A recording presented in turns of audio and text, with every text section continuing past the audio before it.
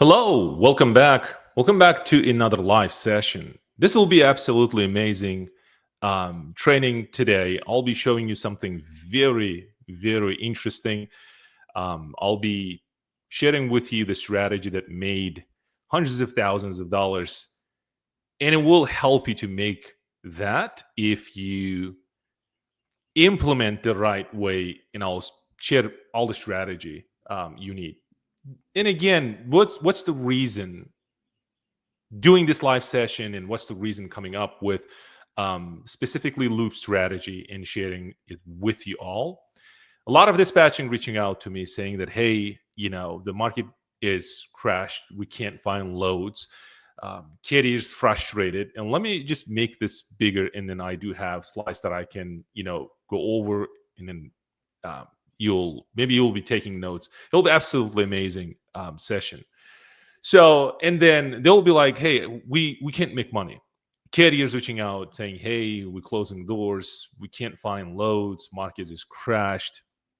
I don't think dispatching is right decision right now. A lot of dispatchers overseas also reaching out to us saying, hey, we can't make money with dispatching, when this market will come back, all that good stuff. And then I'll be like, what I see, a lot of dispatchers, they broke. Specifically, I'm talking about independent freight dispatching agencies, and that's one of the reasons why I come up with this title. It's why you still broke in 2025. The dispatching strategy no one taught you.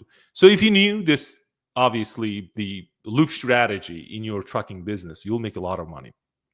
And I'll just quickly go over what I have. We'll be talking about loop strategy specifically on this live session.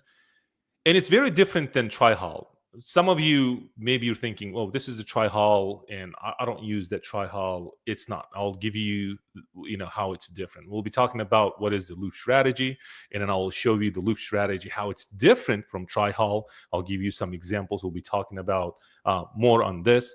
Loop strategy for most of the people, specifically carriers in the drive-in, they use this loop strategy, and this is what I will go in depth. We'll be talking about the numbers and all that good stuff, and I'll show you. This what you see right in front of you right now. This made me hundreds of thousands of dollars when I was running my own trucks. This strategy will change the way you're dispatching. Maybe you're a carrier. It will change the game completely. Now, we'll talk about, basically, this is the visual representation of how this flow goes, the loop strategy. And we also will be talking about like why it matters. Okay. And especially in down market right now, how you can still make money in this, down market, spot market, call it whatever you want. You can still make money. Just bear with me. I'll show you everything. And then I'll give you the real life example. Okay, I'll just take a carrier type drive in, and then we'll take it from there. And I'll show you how to build this. There's obviously 4 steps to build this loop strategy. I built it. Somebody helped me. These people guide me like step by step how to build it. Now I know how to build it, and I execute it. Means I implemented. I made a lot of money. I taught this many independent freight dispatchers and carriers as well. And then I'll be showing you this to you. Just prepare yourself, take notes, very important. And then I'll be giving you like step 1, do this, step 4, step 2, do this, step 3, step 4, and everything. And then final thought, and then we'll end the session. So coming back, let's talk about the loop strategy. So what is a loop strategy and why it's so important, and how to use it, how to build it? Very important. So if you're a carrier watching this right now, maybe if you're a dispatcher watching, this right now, this will completely change your business. If you're in the business dispatching, obviously. Now, I want to give you a scenario how these 99% of the people, like these people, call themselves freight dispatchers out there sitting, obviously looking at the load boards day in, day out. These are the people basically helping carriers move from point A to point B. Very important to understand. And then they're obviously independent freight dispatching agencies. So there's a freight dispatcher sitting in an office working for a carrier, maybe single carrier. Maybe there's some remote position that this dispatcher works from home, working for a carrier, maybe not in the office, but home office. But this is a freight dispatcher.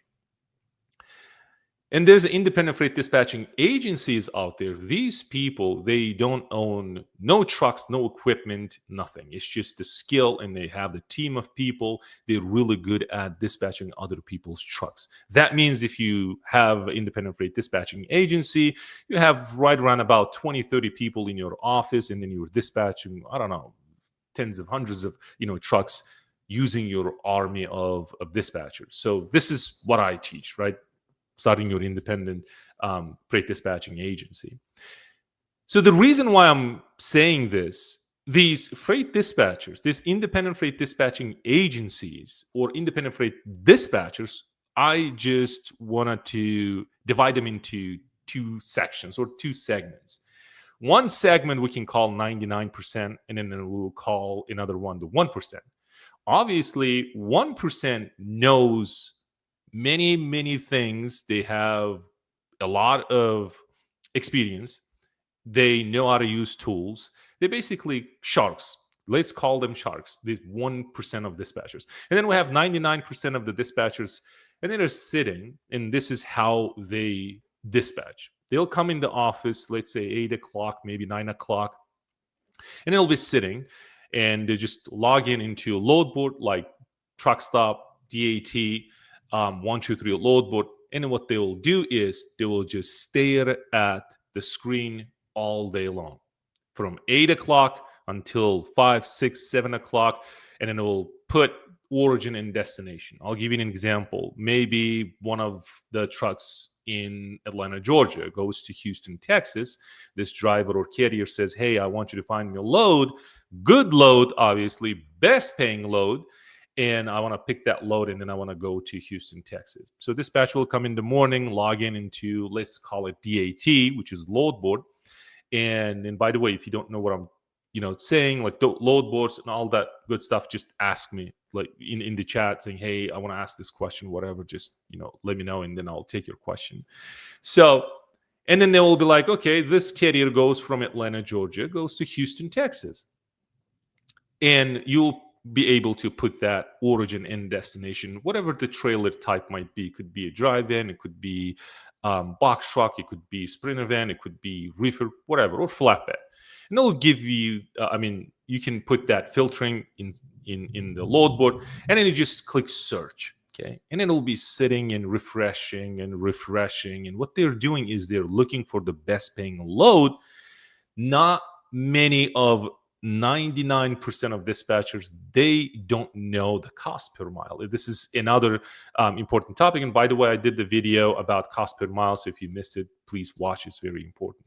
So they will be sitting all day long looking for that load that carrier asked. Carrier might say something, hey, I want you to book this $4 per mile load. And then they'll be sitting day in, day out, hours staring at the load board to find that perfect match for this carrier. And then if there's a load popped up, and then now there are hundreds of other dispatchers looking at the same load board, looking at the same the load for the carrier, and the competition is bloody, right? It's very brutally competitive. So by the time you call this broker, there are already hundreds of people on the line trying to reach out to this broker if that load pays good. So the probability of you booking that load is maybe less than 5%, right? You need to use tools like click to call it. A lot of tools out there, specifically right now with the AI thing. It's just like load is yours if you know the technology, right? So these people, this 99%, remember we divided this into these people into two segments, 99% and then 1%. So these are the 99%. This is basically how they're dispatching loads for these carriers. And they're missing a lot of money on the table. What I'm trying to say is that it's not intentional. They haven't done any planning, anything like that. Well, let's be honest. Like how many of us, how many of you watching, including myself, like in the last 30 days, how many times you plan your week ahead? How many? Like, just be honest with yourself. Not many, right? We don't do that. Why? Because of our habits. We don't do that. And these people come into the game, and it applies. It's automatic, right? Because we don't know how to plan.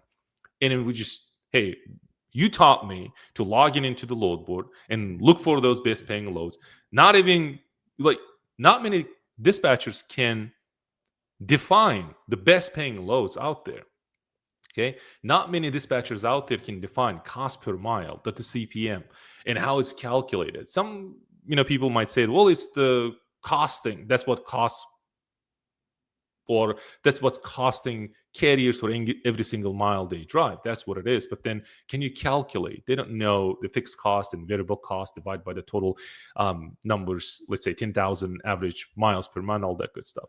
Now, what I'm trying to say is that these people just randomly will be looking for those lows. There's still 99%.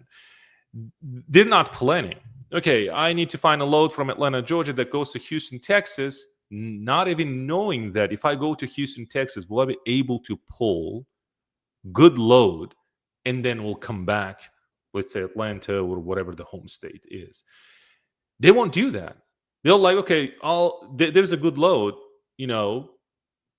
from Atlanta, Georgia to Laredo, Texas. And then carrier might say, or the owner operator might say, well, that's a good load. Let's book that load. Not knowing that if you go to Laredo, you'll be sitting for 2 to 3 days. If that ends the week, let's say, it's gone. Your driver will be frustrated. You're not making money. He's not making money. That's the end game. Now, loop strategy starts from one state and city, and goes to multiple cities and states and comes back to exact same, city and state. Now, usually it's 4 legs. Some people might do 2 legs. Some people might do 6 legs. And then again, legs means the profitable lane. I'll give you an example. From Atlanta to Houston, Texas, it's just a 1 lane, right? So you might add another leg, means from Atlanta, it goes to Memphis, Tennessee. You're adding 1 leg, and then you go to Houston, and then you come back. And again, don't be confused with the tri-haul, as I showed you already.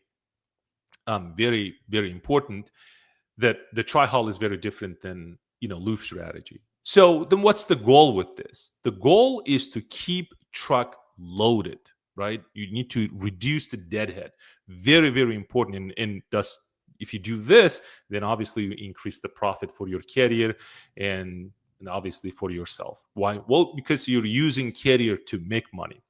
And as I said at the beginning, the key difference from random dispatching, right? Randomly these people dispatching is intentional. So now this 1% of dispatchers, they plan their routes accordingly using tools like market conditions. Like they're intentionally planning their week in advance. So if my carrier will be available, let's say Monday, and then I'll be booking loads from Atlanta, Georgia, I need to know strategically where should I position these trucks. Am I going to inbound heavy states? Am I going to outbound heavy states?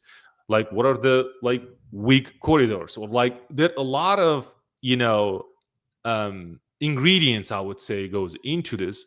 But I will keep it simple, and let's move and then talk about the loop strategy. So as I said, loop strategy is different than tri-haul. The reason why is if you're using DAT has this tri-haul tool. It'll basically, if you put Atlanta, Georgia goes to Houston, Texas, it works city to city. If you put state to state, it won't work. Then if you do, let's say from Atlanta, Georgia goes to Houston, Texas, then there is a tri-haul, and you click on that, and then will DAT basically pull that information saying, hey, don't go directly from Atlanta, Houston, Texas. You'll be better off if you go from Atlanta, Georgia, Louisville, Kentucky, or Memphis, Tennessee.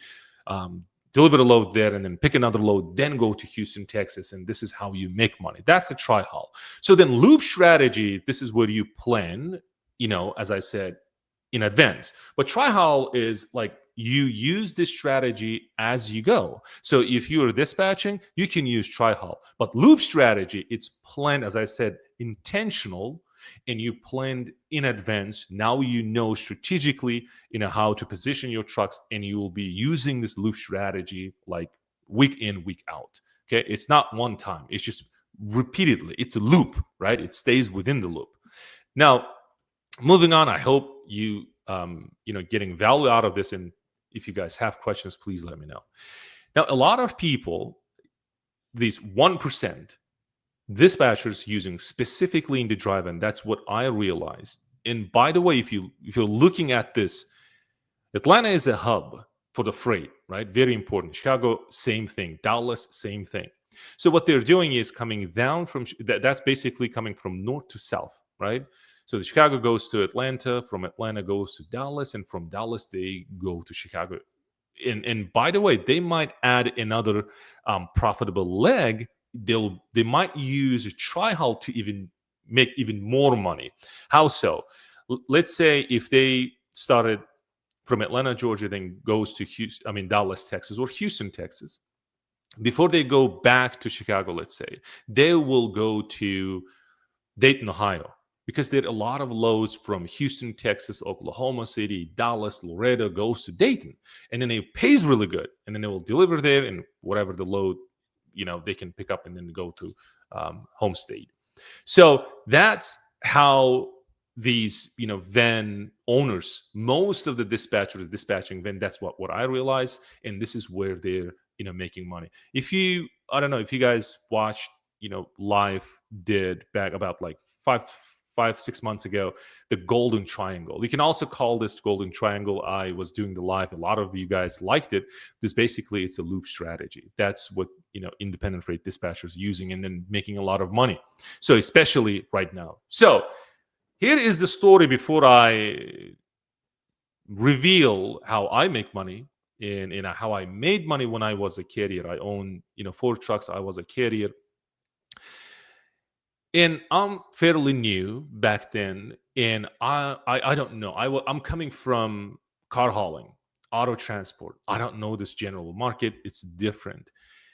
And I do see a lot of people making money. Specifically, this will work if you are in flatbed. In flatbed, not sure about the reefer, but then flatbed will work. So I'm like, I have drivers, and I'm not making money, be honest with you. And I'm trying, doing my best, trying to find loads, not knowing inbound states, heavy inbounds, heavy outbounds, whatever. I don't know. It's just 99% of those dispatchers looking at the load board. I'm paying, I don't know, the highest subscription level. I'm using another tool, DAT and truck stop, looking at the 2 monitors, trying to do my best so I can make money in trucking, and I have trucks. Driver's not happy. Why? Well, because I don't know the loop strategy. Back then I didn't even know the tri-haul, the meaning of it. I didn't know. So one of my friends, thank God, and he's making really good money, and his dispatcher's happy. I'm like, I'm not happy. I'm not making money, but then this dispatcher, he's happy. And then carrier's making really good money with this dispatcher, and he's one of my friends. When I switched to general freight, I'm like, always like, man, I want to know what you're doing. I want to know in and out everything about load board. Specifically, I want to know how you're booking these best paying loads, like high paying loads, call it whatever you want, but at least your carrier is always moving. They're making money, and because of that, you're making money. So I said, okay, how are you using it? Like, how you use load board? Just walk me through. Okay, I'm in his office. I'm like, okay, I'll log in. So my truck's in Atlanta, Georgia. They parked. I'm like, I'm going to Houston, maybe East Coast to West Coast, and this is what I do. I'll just go and put origin and destination and equipment, and then all that filtering, and I'll hit search. I was like, okay, so your home state, let's say Atlanta, Georgia, or Charlotte, North Carolina, or whatever that works for you. Let's say for me, it's Atlanta, Georgia. So when you leave Atlanta, Georgia, or your carriers leave Atlanta, Georgia, this is where they leave to make money. I'm like, Okay, well, that's straightforward. It's like, what do you mean? Well, we go to Texas to do the work to make money. I'm like, you're not doing East Coast to West Coast. No, we don't. I don't do that. And my carriers make way more money than these people, East Coast to West Coast. I'm like, okay, how so? It's like, okay, when my carriers leave home state, they leave to work. In my case, this is what I started implementing. We take a load from Atlanta, Georgia. We go to Houston, Texas, specifically Houston, Texas. Okay, just bear with me. Maybe you have a lot of questions like, come on, what if there are no loads in Atlanta, Georgia? I got it. I might go to Greenville, South Carolina to pick another load. It's about 150 miles away. I get it. But I'm just saying, if I don't have loads in Greenville, South Carolina, I know that I have coils. I have a Rachel. By the way, I'll be talking about that as well. So that in Birmingham, Alabama, there is a broker. Every single day, she has a load for me. If I don't have anything in Atlanta, Georgia, I will go to Birmingham and then I'll pick load and then I'll go and deliver in Houston. Okay. When I go to Houston, my drivers, they won't come back to Atlanta, Georgia, although they might say that, hey, pick a load and I want to come back. No, no, no, no.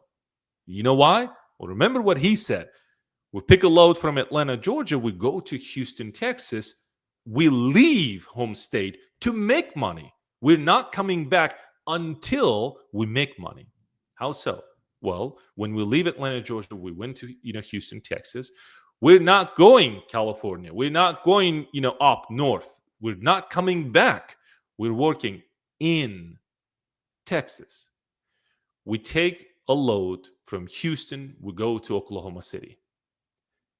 And there is a reason. And what's the reason for this? Because short runs pay more. So then, okay, well, if I go from Houston to Oklahoma City or Dallas, 250 miles away and usually pays about 470, close to 5. If you do this strategy correctly, you will find those loads because it's a short run. And then there are a lot of rush orders, right? And then obviously there's specific time.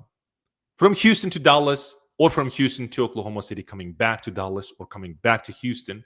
You can also go back to Dallas. You're just repeatedly making money in Texas. So then I understood the situation, like what's happening. Basically, we bumping up the rate per mile because of the short runs. I know some of you watching this right now, maybe you're thinking, well, listen, well, if you pick a load from Houston, go to Dallas, day is already end. But yes, that's what it is. And that's the reason why he said that we going into Texas to do the work to make money, right? So then we go from Houston to Dallas, from Dallas to Oklahoma City, or from Oklahoma City coming back to Houston. Sometimes there really good loads pop up in Laredo. From Oklahoma City going back to Laredo. From Laredo, you can come back to Houston and take another load from Houston, come back to Atlanta. But I never, ever come back from or came back from Houston back to Atlanta. 99% of could be Oklahoma, or would be Oklahoma, or the Dallas, Texas. Sometimes we get a lot of good loads from Laredo to Texas, goes to Savannah, Georgia. So basically, when I understood this, and I started making money, and then my carriers, they don't go from East Coast to West Coast. So then maybe you're thinking, like, what's the reason you're sharing this? Because not many people will be implementing this. That's one. Okay. And then another thing is that in these lanes, I know a lot of brokers. So the strategy is good. I'm sharing the strategy with you, but I'm not sharing my brokers with you because brokers play a huge role. That if I go from Atlanta to Houston, what if I don't have a load in Atlanta? I'm not sitting. I'm reaching out to my brokers, let's say in South Carolina, specifically Greenville, South Carolina, brokers in port, let's say Savannah, and then what about the coils in Birmingham, Alabama? So I know these brokers, and they know that I'm in this loop, always running in this lane. Very important. Let's move on, and then this is basically the visual representation of what I said. You go basically from Atlanta to Houston, from Houston to Dallas, or from Houston go to Oklahoma. And this is what makes you money. If you're not, if maybe your home state, it's not Georgia, maybe it's different, but just use this loop strategy and build your own lanes. You can definitely do that. You could be in any states, right? You can be out of states. It doesn't matter unless your carriers in the states. Obviously, they should be in the states, so that this will work. Now, moving on, this is my loop strategy, right? I just stay within this circle every single week. The more you stay in this loop, the more brokers you know, the more money you make, the more relationships you make. Very important to understand this, guys. Not many people teaching this, by the way. So, and again, I'm sharing this with you. The only thing I need from you is just, you know, having this, what is it?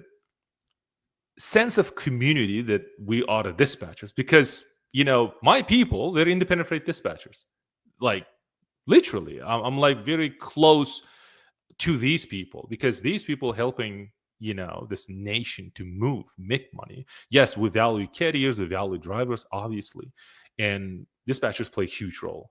They're the heroes. Okay, now I hope you guys taking notes. Maybe if you have questions, please let me know. Very important.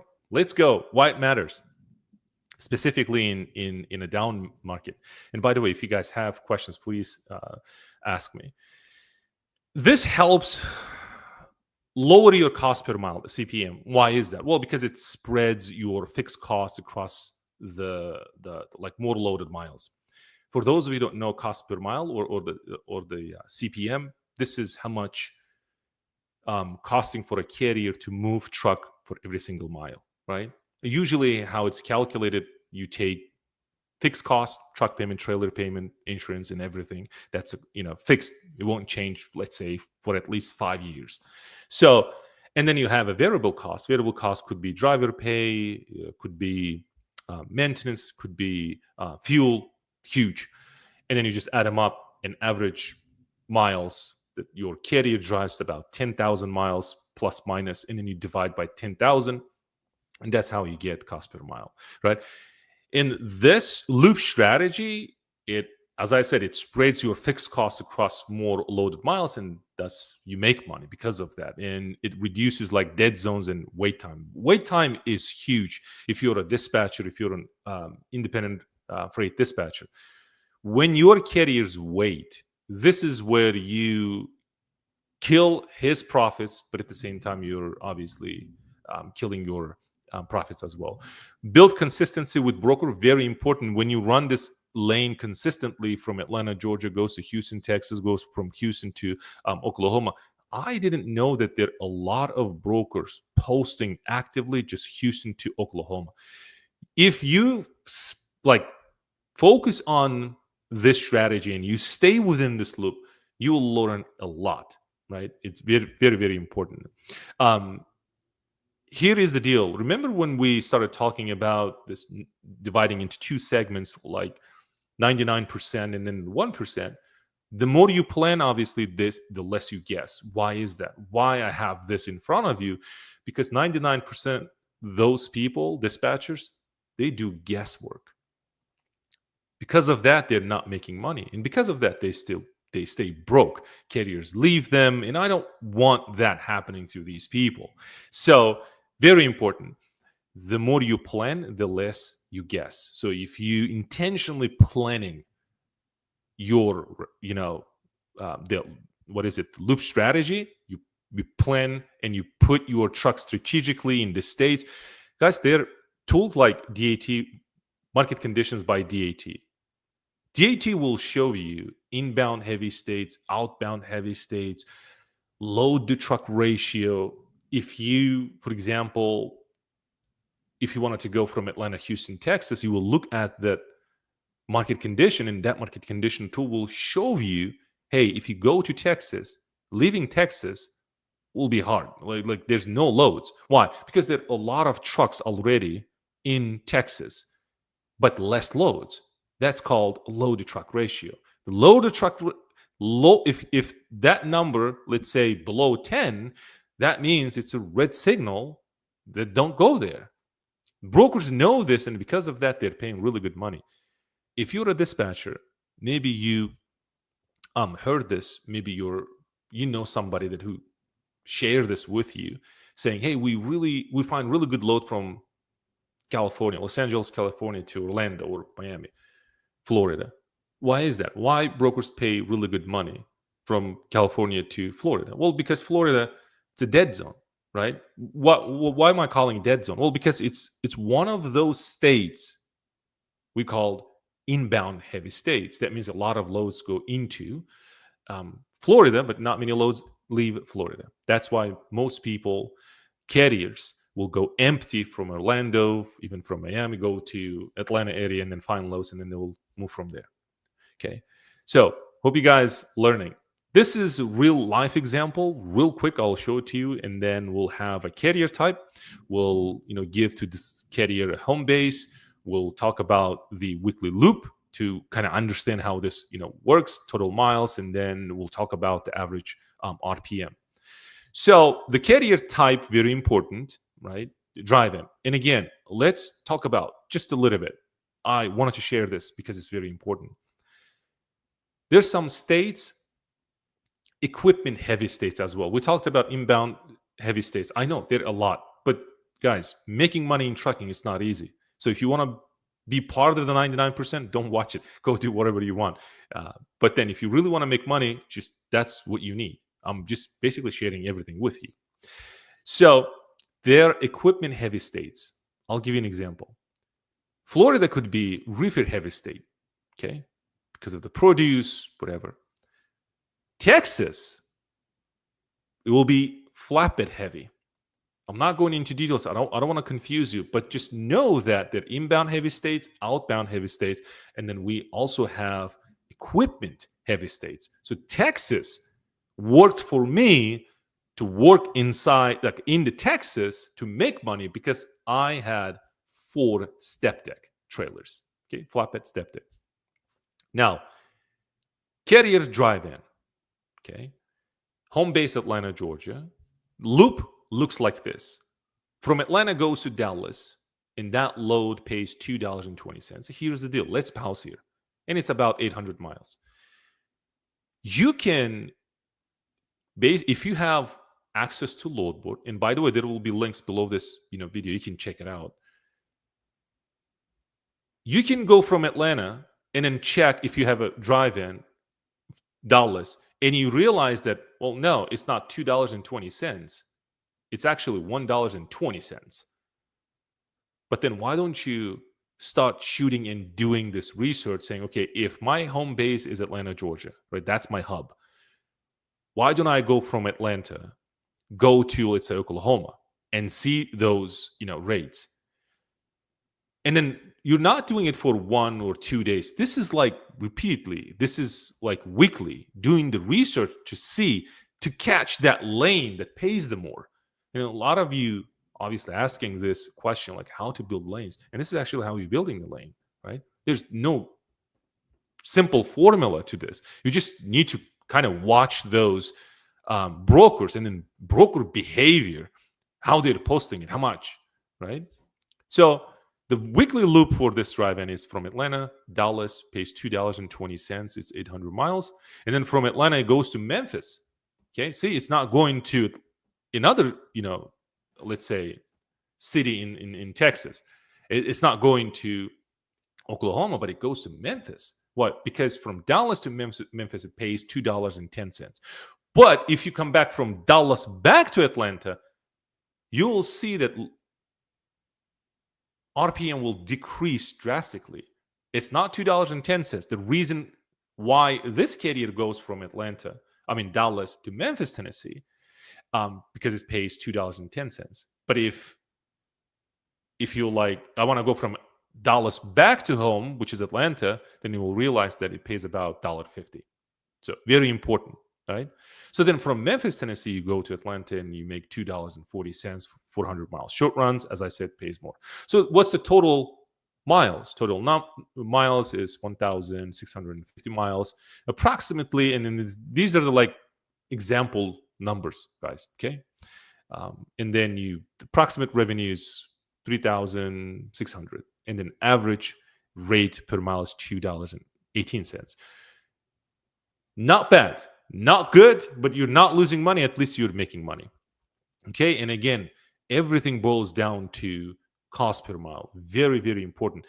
Most important aspect in trucking, if you really want to make money, you need to pay attention weekly cost per mile. And there's a reason why I say weekly cost per mile, because it fluctuates. Okay, if you have a carrier, you're talking to a carrier, and a carrier asks for your help for independent freight dispatcher to work with him, you ask him, what's your cost per mile? I want to know how much is costing me or you to run this business, so that we can make money, so that I can shoot for rate per mile. Very important. And you watching this cost per mile, because it can fluctuate, and then average rate per mile, that's what you're shooting for. It's not every single time. It's like how much you made in the last 30 days. What was the average rate per mile in the last 30 days? Okay, very important. Now, real question here. If you guys getting value out of this, let me know. There are 5-6 people watching this. How to build your own loop strategy. Okay, it's not easy, but I'll make it easy and make it simple so you can understand. But it takes months. It can take maybe years to build profitable lane, and then use this loop strategy, I don't know, for the rest of your life. Okay, so step number 1, obviously pick your strong outbound market. We talked about inbound heavy states. We talked about outbound heavy states. The reason why I say this, because we wanted to understand the good rates, right? And then obviously the broker connections. So one of the reasons why I want to go, let's say, I don't want to go from Atlanta, go to South Carolina, or go to Memphis, Tennessee, then from Memphis, Tennessee, go to Houston to make money. Then one of the reasons why I go from Atlanta, let's say, passing, let's say, Alabama. The reason why, because in Birmingham, Alabama, I have a lot of brokers, and I have a lot of coils. Okay, so I can, and I know that they're paying really good. That's the reason why I said that outbound market is very important. Use DAT. The reason why, well, DAT is expensive. Obviously, I think it's about $200 to use market conditions. It's only available on the, if I'm not mistaken, I think DAT 1 Select. It's about $200 per month, and the market conditions available. So this is where you will use market condition, basically positioning your trucks strategically, and broker list is very important. Now, step number 2, find 2-3 connected cities. For me, Atlanta, Houston, Dallas, or Houston, Oklahoma, or Dallas, Oklahoma, and then coming back to Atlanta. Very important. Freight zones, you will be talking about this. And at the beginning of this live session, I shared something very important, right? From Dallas to Chicago, goes to Atlanta, goes to Memphis, Tennessee, and that's the loop. Why is that? Freight zones. So if you don't know what I'm talking about, you can go to Google, type this, like freight zones. What are those? Like how to search by zones and all that good stuff. Key here in step number 2, avoid ending in a weak market, specifically if it's close to, let's say, end of the week. Okay, so the weekend. Avoiding ending weak market means, if you will avoid this if you know inbound heavy states or outbound heavy states. Remember, I said there might pop up really good load from Dallas goes to Miami, Florida. But then that's the weak market. That's the inbound heavy state, not the outbound heavy state. That means if you go there, the probability leaving the Florida empty, going to Atlanta or the Savannah, Georgia, to pick another load and then go whatever, right? Your home state or home city. Very important to understand this. Avoid ending in a weak market, because if you do that, that's trap. You will be sitting there, and then brokers use this so you can fall into this trap. By doing what? By doing, by paying high rate per mile. So you go there and that's it, right? So avoid that. Step number 2, test. Always testing lanes. I was always testing lanes. I was going from Atlanta to Oklahoma. Then I realized that, well, no, like I'm making money, but it's not consistent. Okay, very important. So if you build, let's say, one version of a loop, okay, you stay within that loop for a week or two, maybe a couple months, right, to see if there's anything changes. If it's just stable for me for about 5 years, like I was making using my loop strategy, making money from Atlanta, Houston, Oklahoma, coming back, Houston, Oklahoma to Oklahoma to Houston, from Houston, Dallas, coming back to Atlanta. That worked for me, and I made hundreds of thousands of dollars. So tracking rates, very important, miles, fuels, and obviously watching for that deadhead. Loop strategy will help you reduce, deadhead. Because of that, you will be reducing the fuel. Very important. Track, rates. I had a conversation right before this, live session. There is a dispatch. We're talking about markets, whatnot. And then what I realized is that, well, he's professional. But then I started asking questions. Maybe I can learn something from him. And I said, okay, how much money you made in the last, 30 days for this carrier that you're talking about? Oh, he said, oh, I made, this, whatever, 50K or, 40K or something like that.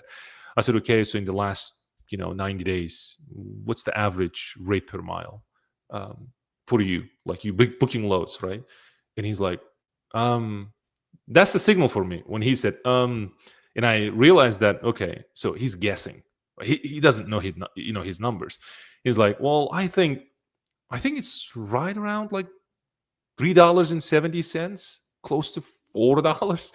I'm like, you don't know your numbers, do you? Like, you need to say, like, you need to have tools saying that this many loads I booked in the last 30 days, this many miles I drove, let's say, in the last 30 days. This is the average rate per mile I booked for this carrier, all that good stuff. If you don't know numbers, guys, you're losing a lot of money on the table. Very important. So that's the third step, right? Testing it. Lock it in. The last step is just as soon as I realized that, hey, I'm making money with this loop strategy from Atlanta, Houston to Oklahoma, from Oklahoma coming back to Houston, and then take another load, go to Dallas, from Dallas coming back to Houston. Okay, that was my loop. I just repeated weekly, like every single week, and I'm tracking obviously my rate per mile. And by the way, I also asked this question to this dispatcher, and I said, what's the cost per mile for your carrier?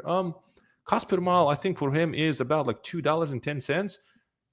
Okay, so when did you check? When did you last time check his cost per mile?